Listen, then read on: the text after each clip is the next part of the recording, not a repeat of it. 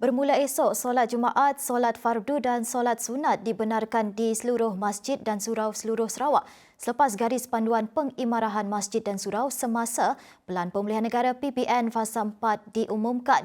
Ahli jawatankuasa masjid dan surau yang ditemui rata-ratanya teruja dengan kelonggaran yang diberikan selepas sekian lama tertakluk kepada SOP yang ketat. Ketua Pegawai Jabatan Pengurusan Masjid-Masjid Lembaga Amanah Kebajikan Masjid Negeri Sarawak, Abang Bikusari Kadir memaklumkan, kini para jemaah tidak lagi perlu mendaftar secara atas talian untuk menunaikan solat Jumaat.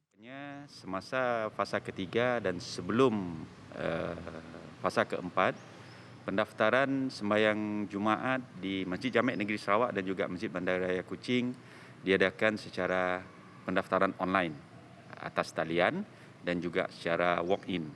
Tapi mulai Januari 2022, sembahyang ataupun solat Jumaat di Masjid Jamek Negeri Sarawak dan juga di Masjid Bandaraya Kuching kita buka secara walk-in sahaja.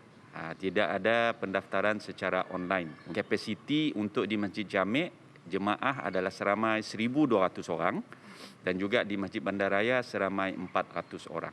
Sementara itu, Pengerusi Masjid Darul Akmal, Muhammad Hamzah Man memaklumkan dengan kadar vaksinasi yang tinggi dan tambahan dos penggalak yang diterima, rata-rata para jemaah percaya kadar jangkitan akan terus berkurangan.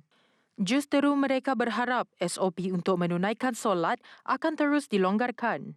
Jadi kita berharaplah untuk di masjid dan surau agar dapat dipertimbangkan untuk dirapatkan balik untuk para jemaah untuk bersolat secara berapat ataupun berjemaah dengan rapatlah seperti sedia kala. Majlis Agama Islam Sarawak pada Khamis mengumumkan garis panduan baharu untuk masjid dan surau selepas negeri itu beralih ke fasa 4 Pelan Pemulihan Negara. Bagaimanapun garis panduan itu boleh dipindah atau diubah dari masa ke semasa berdasarkan keperluan. Meskipun teruja dengan SOP baharu yang diumumkan, namun SOP yang sebelum ini haruslah dipatuhi sebagaimana yang telah ditetapkan oleh pihak berkaitan terutama Lembaga Fatwa Negeri Sarawak dan JPBN. Semoga dengan garis panduan baharu ini dapat mengimarahkan lagi surau dan masjid di Negeri Sarawak.